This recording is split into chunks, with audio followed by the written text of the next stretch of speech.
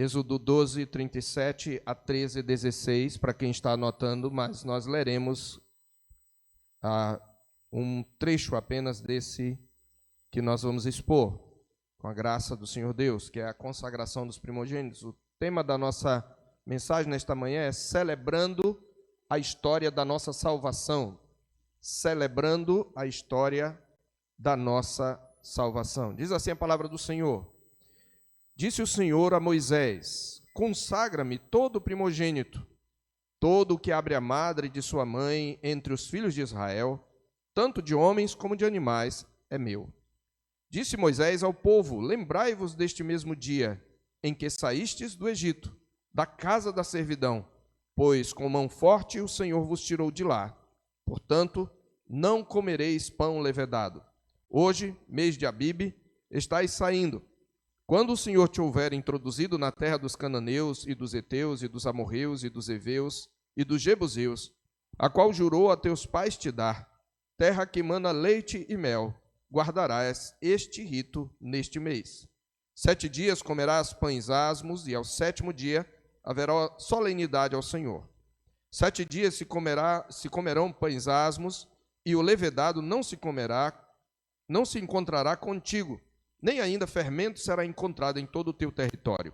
Naquele mesmo dia, contarás a teu filho, dizendo: é isto pelo que o Senhor me fez quando saí do Egito. E será como sinal na tua mão e por memorial entre os teus olhos, para que a lei do Senhor esteja na tua boca, pois com mão forte o Senhor te tirou do Egito. Portanto, guardarás esta ordenança no determinado tempo, de ano em ano, quando o Senhor te houver introduzido na terra dos cananeus, como te jurou a ti e a teus pais, quando te houver dado. Apartarás para o Senhor todo o que abrir a madre e todo o primogênito dos animais que tiveres. Os machos serão do Senhor. Porém, todo o primogênito da jumenta resgatarás com cordeiro. Se o não resgatares, será desnucado. Mas todo o primogênito do homem entre teus filhos resgatarás. Quando teu filho amanhã te perguntar: que é isso? Responder-lhe-ás: o Senhor, com mão forte, nos tirou da casa da servidão, pois sucedeu que, endurecendo-se Faraó, para não nos deixar sair, o Senhor matou todos os primogênitos na terra do Egito, desde o primogênito do homem até o primogênito dos animais. Por isso eu sacrifico ao Senhor todos os machos que abrem a madre, porém a todo primogênito de meus filhos eu resgato. E isto será como sinal na tua mão e por frontais entre os teus olhos, porque o Senhor com mão forte nos tirou do Egito. E o povo de Deus diz: amém. Louvado seja Deus. Nosso irmão presbítero Isaías já orou pela mensagem. Meus irmãos, uma das características mais marcantes da nossa geração é que é fruto do processo de secularização, de perda da centralidade da fé na nossa consideração da vida. Uma das características mais marcantes dessa geração secularizada é o constante descarte da memória e a supervalorização do presente, em detrimento do futuro e também do passado. Imersa nesse processo degenerativo do Ocidente, a igreja cristã, meus irmãos, como um todo, tem vivido uma crise profunda, denominada pela socióloga Danielle Réville-Leguer a crise da tradição. Essa crise é uma crise pela qual a igreja não consegue transmitir o seu passado fundador como um elemento essencial para explicar o seu presente. Isso tem levado muitas igrejas a uma perigosa adaptação, na qual os grupos religiosos tradicionais, não podendo transmitir suas memórias coletivas de uma forma relevante, que impacte o presente, muitas comunidades, mesmo evangélicas, têm procurado se adaptar ao modelo imposto pela modernidade e tipicamente marcado pela experiência do instantâneo, do aqui e agora e do descarte da memória. Em outras palavras, em matéria de religião, o que vale hoje é a experiência individual do presente, é a resolução dos meus problemas temporais, é o que se sente no momento daquele evento, na fruição do acontecimento, não importando a relevância do passado. Cria-se, portanto, meus irmãos, o que sociólogos chamam de uma religião pós-tradicional. E nessa nova configuração religiosa, o afetivo tomou o lugar da confissão consciente. É claro que o afetivo tem lugar na adoração. Nossas emoções devem estar presentes, mas ele não deve ter proeminência. O que deve ter proeminência é, de fato, a nossa razão informada pela nossa fé. Então, a experiência emocional na igreja moderna, ou como preferem dizer, pós-moderna, ela tem prioridade sobre qualquer norma ou controle, e isso traz uma fragilidade no contorno dos grupos, no contorno daquilo que a igreja é, na sua identidade. Entra-se e sai dos grupos religiosos e das igrejas com facilidade, porque não há laços formais de identificação. Os laços são afetivos. E tal como acontece com a família afetiva, que faz e se desfaz conforme as emoções, tal acontece nas igrejas. E assim a ideia de obrigação e permanência está ausente dessas comunidades mais emocionais, porque é a fluidez expressa na instabilidade dos afetos ou dos estados afetivos que serve de critério para a autenticidade de uma experiência espiritual. Eu considero autêntica quanto mais eu sinto algo. Mas, meus irmãos, na contramão dessa mentalidade progressista e hiperafetiva, a Escritura enfatiza o caráter fundamental da memória e o caráter permanente dos valores fundacionais da fé, que uma vez por todas foi entregue aos santos. Somos, por natureza, a igreja é, por natureza, o povo da memória, anunciando a palavra de um Deus em quem não pode existir variação ou sombra de mudança, como nos diz Tiago. A própria Escritura dá testemunho de si mesma como um registro permanente, de valores permanentes, que devem sempre ser trazidos à memória. Como está escrito em 1 de Pedro 1:23, a Escritura, ela diz de si mesma que é uma semente incorruptível, a qual vive e é permanente. Como também está escrito no verso seguinte, 1 de Pedro 1:24, a palavra do Senhor, porém, permanece eternamente. Meus irmãos, no texto da nossa meditação, o que temos é exatamente o cuidado do Senhor, Deus, para que a libertação memorável do seu povo da escravidão seja celebrada por toda a história futura do seu povo, a fim de que nunca se esquecessem do seu Deus. Aquela noite deveria ser guardada para sempre na memória coletiva dos israelitas, porque ela marcava aquele ponto na história em que nascia a nação, o reino de sacerdotes, a nação santa, o povo de propriedade exclusiva de Deus. E no texto da nossa meditação é que temos exatamente esse cuidado do Senhor. Observe que naquela mesma noite, quando ainda se anuncia o juízo, quando ainda o povo de Deus está sob escravidão, a igreja da velha aliança é ordenada a celebrar a sua salvação, enquanto se prepara para a partida. É interessante notar que a celebração está envolvida na própria preparação. Como que eles se preparam para a saída? Celebrando. E não só isto, o Senhor diz que doravante, depois que eles estivessem na terra, e a partir do momento que eles peregrinassem, eles deveriam celebrar esse dia. Para quê?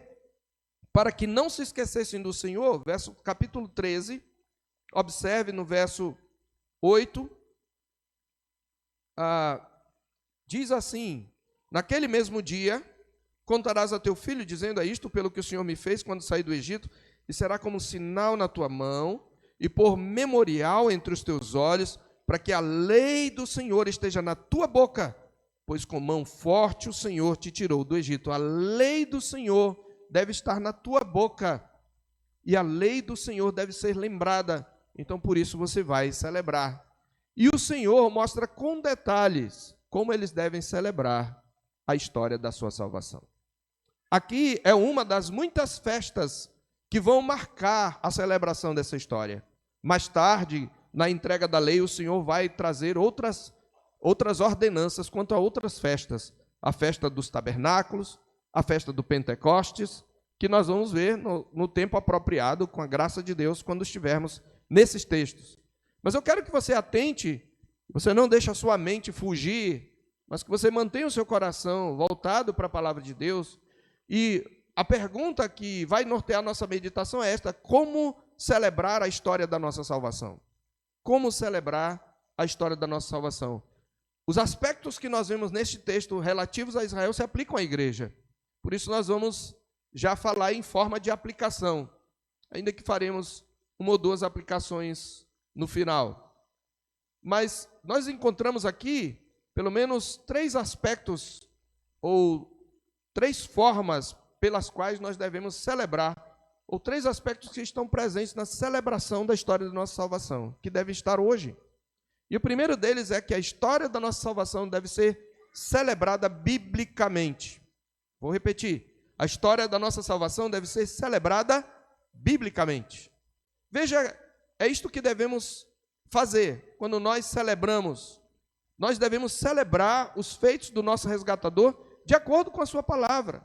Observe que o Senhor mostra em detalhes como eles devem celebrar. Eles deveriam festejar. Quando a gente quer festejar, a gente costuma fazer as coisas do nosso jeito, né? Então, não era assim. Não era segundo o gosto pessoal deles. Vocês vão festejar, vocês vão fazer uma festa. Mas eu vou dizer para vocês, com detalhes, como tem que ser essa festa.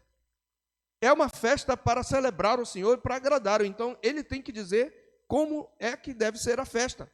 Observe que o Senhor ordena nos mínimos detalhes aquela celebração. Capítulo 12, que nós falamos que vamos também expor desde o verso 37, ele repete mais uma vez a ordenança da Páscoa, da qual ele tinha falado nos primeiros versículos. Ele, mais uma vez, ele enfatiza o que deve ser feito e como deve ser feito. O verso 11 diz assim: desta maneira o comereis. Ele diz até a forma como eles devem comer. Não deveria ser de qualquer jeito. Eu vou dar aqui alguns exemplos dos detalhes que o Senhor colocou aqui. Primeiro, ao pôr do sol, no dia 14 do mês de Abib, que depois se chamaria Nissan, que era no calendário, na semana passada eu falei que talvez seria o 4º mês, mas no calendário civil, na verdade, era o 7º mês, mas a partir daquele momento, até o calendário mudaria. E aquele seria o 1º mês do ano, e ao pôr do sol, exatamente ao pôr do sol, do dia 14 de Abib, os israelitas deveriam sacrificar o cordeiro da Páscoa, espalhar seu sangue nas ombreiras e nas vergas das portas de suas casas. Isso está no capítulo 12, do verso 1 ao 7. Segundo, eles deveriam assar o cordeiro, eles não poderiam ferver o cordeiro, porque eles o comeriam à pressa. Era quase que jogando no fogo, era quase que muqueado, né, como a gente fala aqui. Era jogando no fogo, porque não tinha tempo de preparar forno, eles tinham que comer às pressas, então ele seria assado. Terceiro, a festa deveria ser uma ordenança permanente, ele fala isso no verso 14.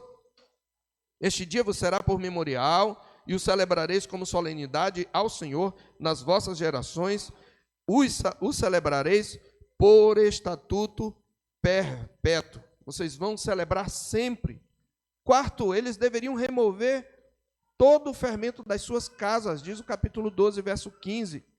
Isso é comer pães asmos, pães sem fermento, por 7 dias. E realizar uma assembleia solene no 1º e no 7º dias.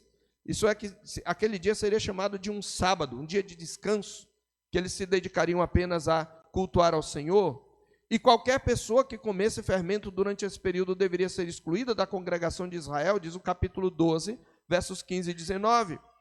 Ainda, a festa dos pães sem fermento também era uma ordenança permanente, conforme diz o capítulo 12, verso 17. Veja, Deus está estabelecendo, inclusive não podia quebrar nenhum osso do cordeiro.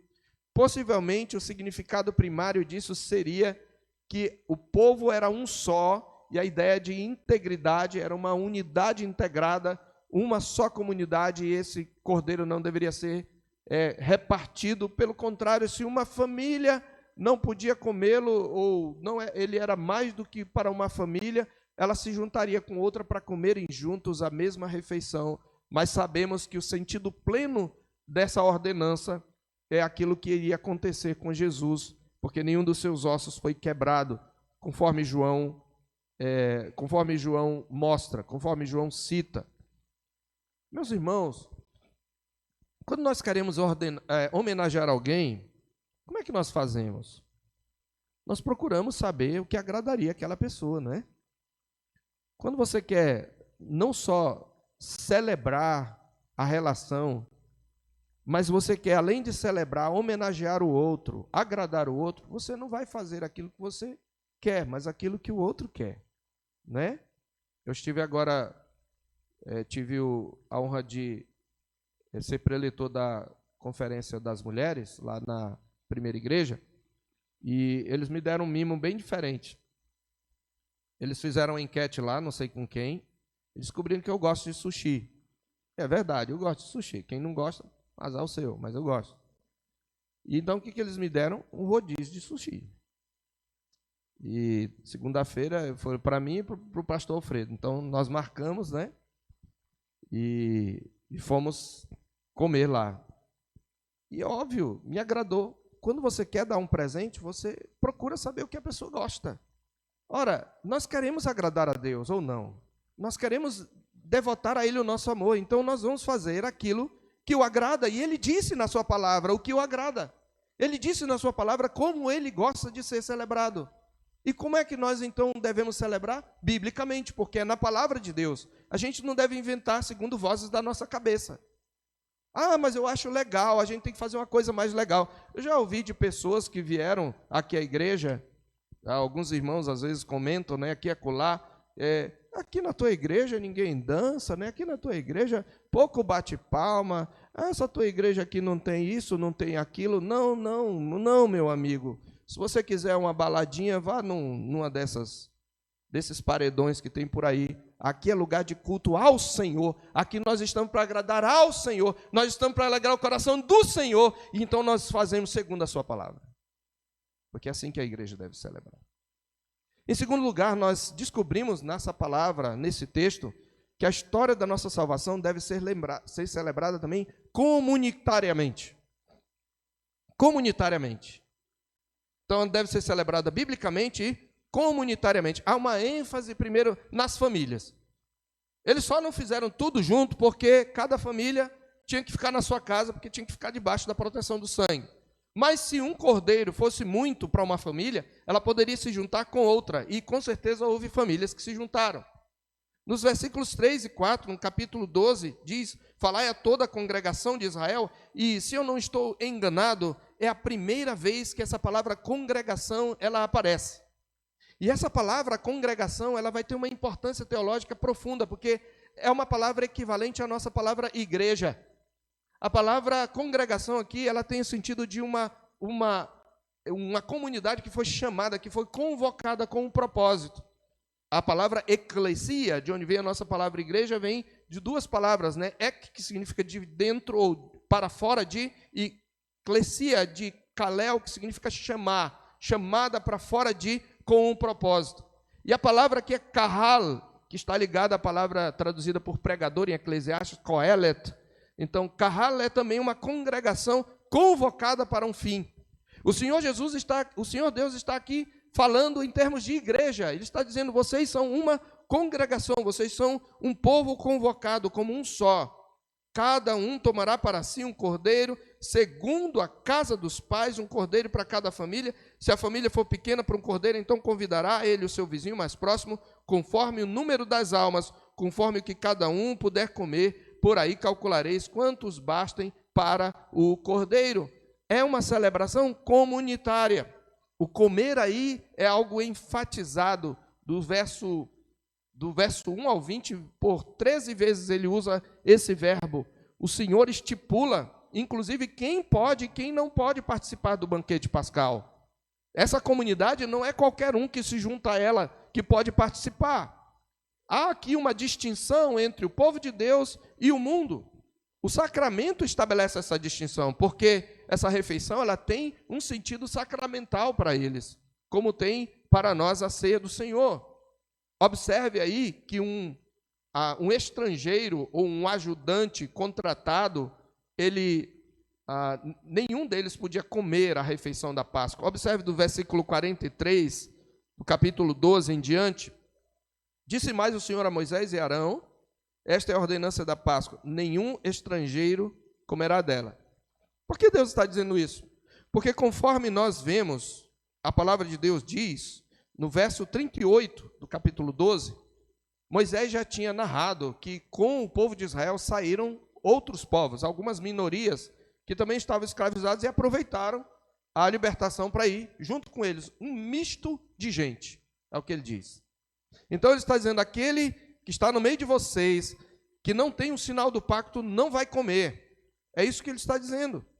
Ele diz, nenhum estrangeiro comerá dela, porém todo escravo comprado com dinheiro, depois de o ter circuncidado, ele é estrangeiro, você comprou, ele comerá dela. O estrangeiro e o assalariado não comerão dela.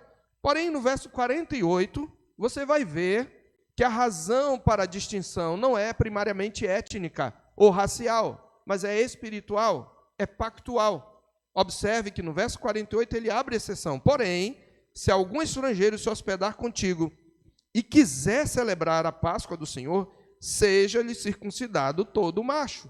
Ou seja, ele tem que receber o sinal do pacto e será como o natural da terra. Aí não vai ter discriminação. Ele será como o natural da terra, mas nenhum incircunciso comerá dela. Essa é a razão porque ele diz, o estrangeiro não pode comer o que não foi circuncidado, o que não recebeu o selo do pacto que estava vigente na velha aliança. E no verso 49 diz, a mesma lei haja para o natural e para o forasteiro que peregrinar entre vós. Ou seja, um natural também que não fosse circuncidado por negligência dos pais, não podia participar. Logo, o povo de Deus aqui, Deus já está mostrando, o meu povo é um povo espiritual. O estrangeiro pode fazer parte, desde que ele creia, confesse o nome do Senhor e receba o sinal do pacto. Mas observe que há uma ênfase no aspecto comunitário. Nós vivemos um cristianismo individualista, onde as pessoas acham que podem viver a sua vida cristã sem satisfação, dar satisfação a ninguém, sem prestação de contas, sem se reunir regularmente, sem ter um compromisso com uma igreja local. Mas a palavra de Deus nos mostra que a nossa salvação é celebrada comunitariamente. É o que nós estamos fazendo aqui, juntos. Você deve ter na sua casa, no seu dia a dia, uma vida devocional, no seu culto familiar, mas nada disso exclui, nada disso o torna dispensável esse ajuntamento solene. É aqui que nós celebramos de maneira mais adequada o Senhor. A história da nossa salvação deve ser celebrada comunitariamente. Em terceiro lugar, nós aprendemos que a história da nossa salvação deve ser também celebrada pedagogicamente. Biblicamente, comunitariamente, pedagogicamente. O objetivo não era só se alegrar. Sim, eles deveriam se alegrar. Nós vamos ver isso na lei do Senhor o tempo todo. Ali te alegrarás com o teu irmão, com o teu próximo. Tu vais comer na presença do Senhor e você vai se alegrar. A palavra de Deus ordena que nos alegremos, mas não é só isso. A celebração também tem um objetivo. Ela tem o objetivo de nos ensinar, de nos doutrinar. Ao recontar a história da salvação, nós estamos trazendo a nossa própria memória e de nossos filhos os feitos do Senhor, porque o nosso coração, ele é tendente a esquecer. Ele esquece muito rápido. Nós vamos ver como o povo de Israel esqueceu rápido todas as maravilhas que viu no Egito. O Senhor fez distinção entre os israelitas e os egípcios a partir da quarta praga, muito claramente, como nós já vimos. Mas eles esqueceram isso no primeiro momento que eles estiverem encurralados. Se Deus quiser, veremos isso na próxima semana. Mas observe aí que a história da salvação deveria ser celebrada pedagogicamente. Primeiro, para trazer à nossa própria memória os feitos do Senhor. Capítulo 12, verso 14, nós já vimos. O Senhor diz, esse dia será por memorial. Memorial vem de memória. Esse será para vocês lembrarem. Ele fala isso no verso 14 e ele fala no verso 42. Esta noite se observará o Senhor, porque nela os tirou da terra do Egito. Esta é a noite que devem todos os filhos de Israel comemorar nas suas gerações. Eles farão como memorial, eles vão comemorar. A palavra memória está aí presente na raiz de comemorar. E a palavra de Deus diz que isto tudo será um memorial. Então é para trazer, queridos, nós celebramos a Deus para trazer a memória. Por isso que ele diz no verso 8, no verso 9, para que a lei do Senhor esteja na tua boca. Mas não é só para trazer a nossa memória. Presta atenção, papai e mamãe. Celebração serve para você ensinar seus filhos também. Para ensinar, para trazer a nossa memória, para ensinar a nossos filhos. Olha a preocupação do Senhor com os filhos. Capítulo 12, verso 24.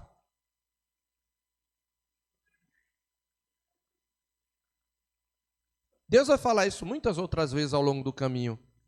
Mas no verso 24, guardai, pois, isto por estatuto, 24 até ao 27. Guardai, pois, isto por estatuto para vós outros e para vossos filhos para sempre.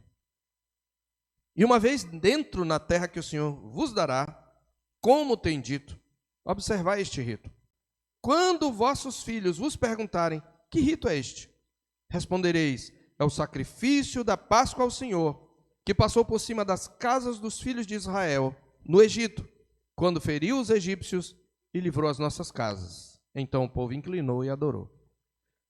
Essa tua devoção, essa tua celebração vai suscitar, vai provocar a curiosidade do teu filho. Ele vai perguntar, papai, por que a gente faz isso? O que isso significa? E aí você vai contar a história da salvação e discipular seu filho. Mas observe aí, de novo, no capítulo 13, capítulo 12, aliás, ainda no capítulo 12, verso 42, ele diz, esta é a noite que devem todos os filhos de Israel comemorar nas suas gerações. Todos os filhos de Israel, isso inclui os pais e os filhos. No capítulo 13, verso 8, olha o que diz. Naquele mesmo dia, veja, quando o teu filho te perguntar, mas quando ele não perguntar também, contarás a quem? A teu filho, 13, 8. A teu filho dizendo, é isto pelo que o Senhor me fez quando saí do Egito. O quê? A festa dos pães ázimos. Então, na Páscoa ele diz, quando teu filho te perguntar, quando ele ordena a festa dos pães ázimos, ele diz, tu contarás naquele dia, quando você estiver fazendo aquilo, quando você estiver adorando, quando você estiver celebrando, você vai virar para o seu filho e vai dizer, filho, eu estou fazendo isso porque o Senhor fez bem a Israel. E no capítulo 13 ainda, verso 14, de novo, quando ele fala da consagração do primogênito, terceiro rito que ele ordena, quando teu filho amanhã te perguntar, que é isso? Responder-lhe-ás, o Senhor com mão forte nos tirou da casa da servidão, pois sucedeu que, endurecendo-se Faraó para não nos deixar sair, o Senhor matou todos os primogênitos na terra do Egito, desde o primogênito do homem até o primogênito dos animais. Por isso eu sacrifico ao Senhor todos os machos que abrem a madre, porém a todo primogênito de meus filhos eu resgato. Isto será como sinal na tua mão, por frontal entre os teus olhos, porque o Senhor com mão forte nos tirou do Egito. Percebe, papai? A oportunidade que nós temos quando celebramos o Senhor, nós celebramos também pedagogicamente, trazendo a nossa própria memória e ensinando os nossos filhos. Então, aplicando para nós aqui, irmãos, tanto no culto quanto nos sacramentos, nós recontamos a história da salvação. É por isso que a liturgia é importante. Por isso que ela precisa ser repetida. Nós podemos até mudar a forma da frase, mas ela precisa ser repetida. O povo de Deus, ele precisa entender que Deus o convoca. E com alegria, convocado pelo Senhor, ouvindo a convocação na leitura da palavra, o povo de Deus se apresenta. Ele reconhece a presença de Deus. Por isso, o primeiro ponto da nossa liturgia é reconhecendo a presença do Rei. O povo de Deus também tem que reconhecer que ele é indigno, que Deus é santo, que ele é pecador. E que ele precisa da graça de Deus e do sangue de Cristo Jesus. E por isso nós temos um momento de confissão. O povo de Deus precisa celebrar esse perdão. E por isso nós celebramos a Deus enquanto trazemos nossos dízimos e ofertas. E o povo de Deus deve responder à mensagem. A liturgia é importante, queridos, e às vezes a gente repete tanto que a gente não fica atento. Eu estou agora procurando, me esforçando por colocar antecipadamente, hoje eu coloquei mais de manhã mais cedo, para que os irmãos leiam a liturgia. Eu coloco o PowerPoint no grupo da igreja, para que você leia o texto de antemão, para que você ore, para que você leia os cânticos e você peça ao Senhor que aplique essas verdades, porque elas são pedagógicas. O objetivo é trazer de novo à memória os feitos do Senhor, de modo que sejam renovados e restaurados nosso prazer e nossa confiança nele. E em quarto e último lugar, a história da nossa salvação deve ser celebrada em novidade de vida. Em novidade de vida. Quando você celebra uma passagem, normalmente é isso que você enfatiza. Quando você se forma, agora eu sou doutor, agora eu sou doutora. Né, Kate? A Kate já quer ser doutora agora. A gente fala doutora, ela... né? Agora eu sou doutor, agora eu sou advogado, agora eu sou um fisioterapeuta, agora eu sou um professor, uma professora. Então, a partir de agora, é nova vida, eu tenho que me comportar de um outro jeito, eu vou procurar o meu lugar ao sol, enfim, vou servir o próximo. A palavra de Deus mostra, queridos, que a história da nossa salvação deve ser celebrada em novidade de vida. Como é que a gente vê isso no texto? Primeiro, nós temos uma nova linha do tempo. Uma nova linha do tempo. Quando no capítulo 12, eu já mencionei, mas quero só enfatizar, no verso 2, aquele que no ano civil judaico era o 7º mês, passou a ser o primeiro do ano. Porque aquele era o dia em que eles nasciam como nação. Verso 2, este vos será o principal dos meses, será o primeiro mês do ano. O mês, no calendário israelita, como no Oriente de modo geral, ele era um mês agrícola, conforme a colheita, conforme as festas, ou melhor, conforme o ciclo de plantio e colheita. A partir da saída dos filhos de Israel do Egito, esse mês de Abib, que posteriormente, por influência babilônica, passou a se chamar Nissan, torna-se o primeiro mês do ano. Então veja, eles seguiam um calendário regido pelo ciclo natural de produção agrícola, mas agora, embora as estações do plantio e colheita vão ser preservadas, um novo calendário agora será observado, tendo como marcadores principais as festas do Senhor, entre as quais estavam a Páscoa. Eles ainda continuariam celebrando de maneira agrícola, mas a partir de agora a Páscoa começava, e é interessante que até na colheita eles davam as primícias para o Senhor, e tinha a festa das primícias. Capítulo 12, verso 14, você vai ver isso. Este dia vos será por memorial, celebrareis nas vossas gerações. No verso 24, guardai, pois, isto por estatuto. E, portanto, aqui eles são ensinados, meus irmãos, a ter um outro olhar sobre a linha do tempo. Quando é que a nossa nação nasceu? Quando é que o ano começa? Quando nós nascemos como povo de Deus, quando nós nascemos espiritualmente. A partir de agora, meus irmãos, eles marcariam o tempo com assembleias solenes, nas quais eles adorariam o Senhor e se lembrariam dos seus feitos. Observe que na festa dos pães asmos, no primeiro e no 7º dia, eles tinham que parar tudo, descansar e celebrar a sua história. Vejamos essa nova linha do tempo, indicando a novidade de vida em que deveriam viver, aplicada à Páscoa. Eles deviam comer ervas amargas. Isso os lembraria de quê? Olha a linha do tempo. Do passado de escravidão. Quando a escravidão, os egípcios lhes fizeram amargar a vida. O comer a carne do cordeiro, abrigados sob seu sangue, os ensinava sobre a proteção no presente. Eles estavam comendo debaixo do sangue do cordeiro, enquanto o anjo destruidor passaria sobre o Egito, contra os primogênitos do Egito.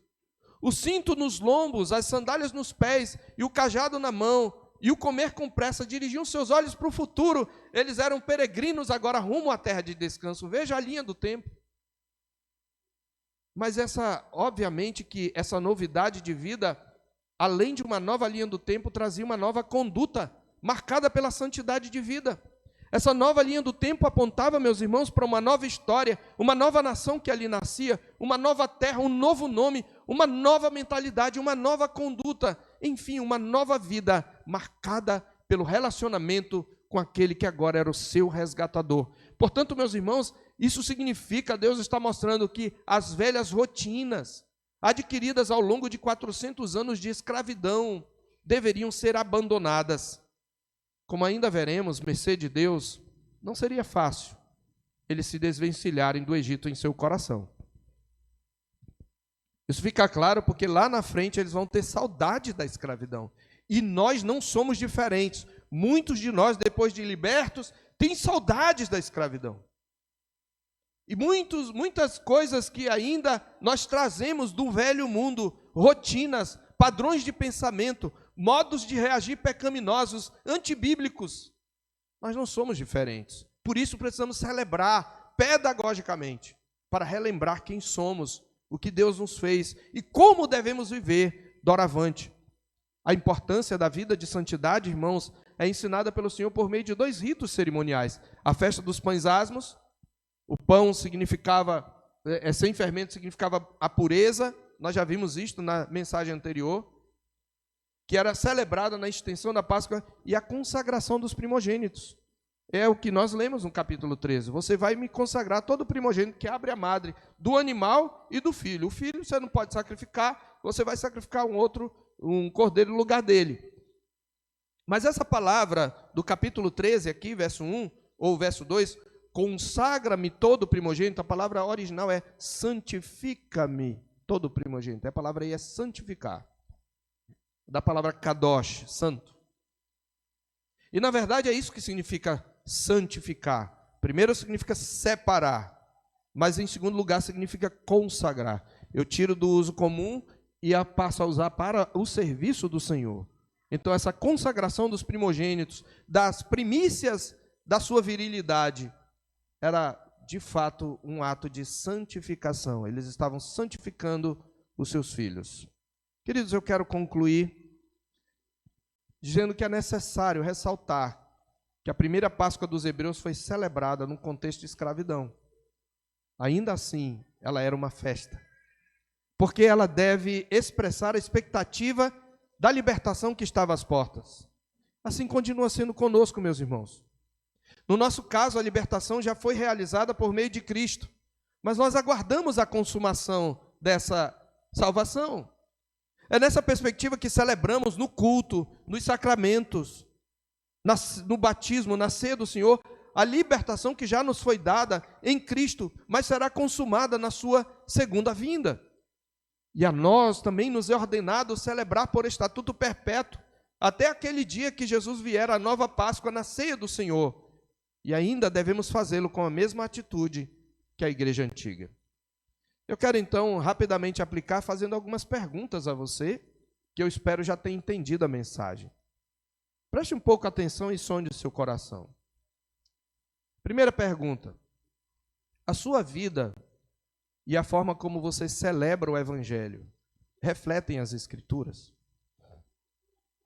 A forma como você celebra a sua salvação, como você vive o relacionamento com Deus, e você vive, porque se você é crente, você vive para agradar a Deus.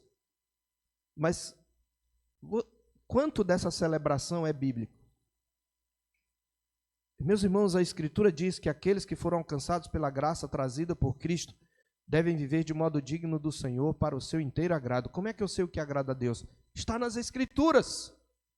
Por isso você precisa ler, e é uma vergonha que um crente que tenha mais de 3 anos não tenha lido uma vez sequer a Escritura.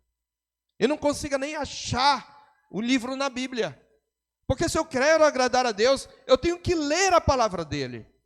A sua vida, a forma como você tem celebrado, reflete as Escrituras. Nós vivemos numa geração que deseja ser agradada. Mas se é nosso desejo agradar ao Deus que nos salvou, a nossa vida, o nosso culto, e tudo em nós precisa refletir a sua palavra. Segunda pergunta: qual é o nível do seu compromisso com a igreja local?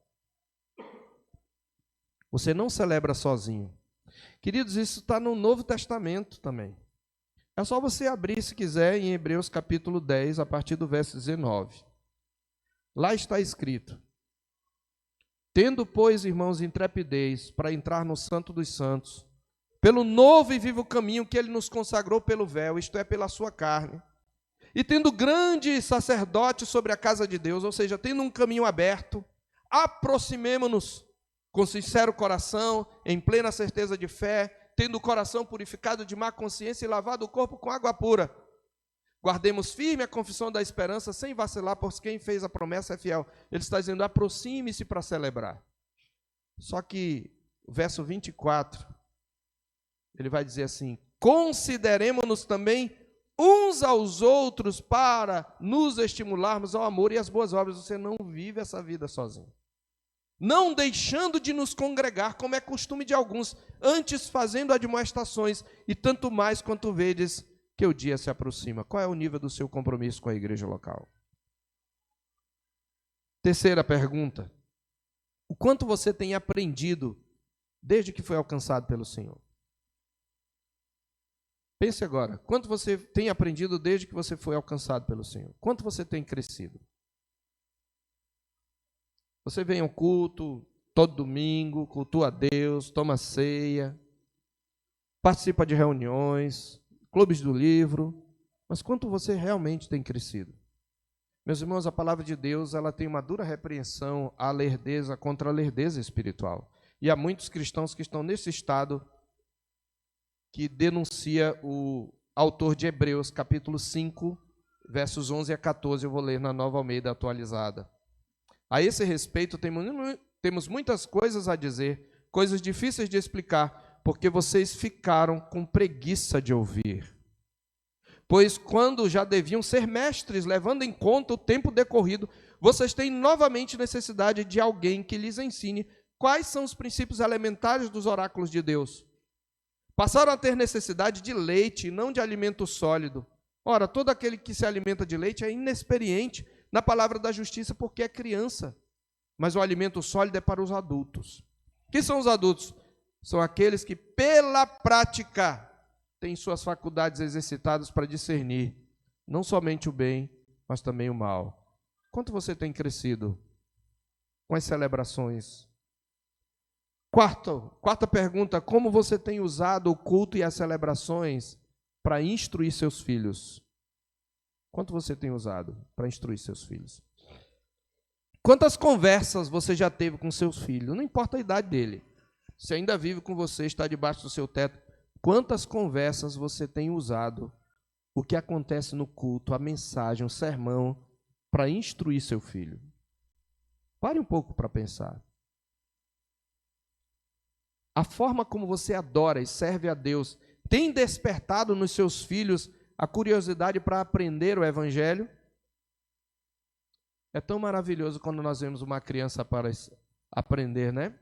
Então a pergunta: a forma como você adora e serve a Deus tem despertado nos seus filhos essa devoção, a curiosidade para aprender o Evangelho? E quanto aos irmãos, de que maneira você tem contribuído para levar um irmão a uma mais plena compreensão do Evangelho por meio do discipulado? Quinto, você está vivendo em novidade de vida? A vida que você leva, de fato, celebra a salvação, ou seja, você vive uma vida de santidade. A Escritura diz em Romanos 6,4 que nós somos sepultados com Cristo na morte pelo batismo, para que, como Cristo foi ressuscitado dentre os mortos pela glória do Pai, assim também andemos nós em novidade de vida. Meus irmãos, muitos que professam a Cristo continuam vivendo de acordo com os velhos padrões de pensamento, padrões que são revelados nos vícios que ainda mantêm, nas formas pecaminosas como lidam com seus conflitos, como reagem aos seus desafios, sejam os conflitos interpessoais ou conflitos interiores, sejam as tentações do mundo, sejam as ambições. Embora tenham professado a Jesus, eles seguem na mesma rotina de alimentar seus ídolos de estimação e se mantêm usando a mesma lógica para justificar seus pecados. Porém, quanto mais compreendemos a natureza da nossa redenção, mais celebramos a nova vida por meio de uma vida santa, para o inteiro agrado do nosso Pai Celestial e para a glória de Cristo. E nessa perspectiva, nós também somos ordenados a cingir os lombos do entendimento, ou seja, ter uma mente sóbria e preparada, alimentada continuamente pela expectativa da vinda do nosso Salvador, como nos ordena o Senhor por meio do seu apóstolo. Em 1 de Pedro 1,13 está escrito: portanto, cingindo o vosso entendimento, na revista e corrigida, cingindo os lombos do vosso entendimento, sede sóbrios e esperai inteiramente na graça que está sendo trazida na revelação de Jesus Cristo. Na Nova Almeida diz assim: preparando o seu entendimento, sejam sóbrios. As sandálias nos pés e o cajado na mão significam que precisamos estar preparados para peregrinar, como disse Pedro na mesma epístola, há pouco citada. somos peregrinos e forasteiros nesse mundo. Somos um povo em peregrinação. Somos exortados a nos lembrar sempre do gosto amargo da nossa escravidão, do pecado no passado, ao mesmo tempo em que celebramos antecipadamente e com especial expectativa a consumação da nossa redenção. Você tem celebrado a sua vida é uma nova vida? Ou você continua com as velhas práticas do pecado, tomando decisões de acordo com seu coração e não com as Escrituras? E por último, como você tem usado o seu tempo na sua relação com o Senhor e na perspectiva da sua missão de membro desse reino de sacerdotes constituído por Jesus Cristo? Ou seja, em torno do que o seu tempo, a sua agenda é organizada? Quais as prioridades da sua agenda? Uma boa forma de você se autoavaliar em relação a esse quesito é refletir sobre como você se prepara para esse dia aqui. Como você se preparou para o dia do Senhor? Eu deixo essas perguntas, queridos, que o Senhor Deus aplique a sua palavra ao nosso coração.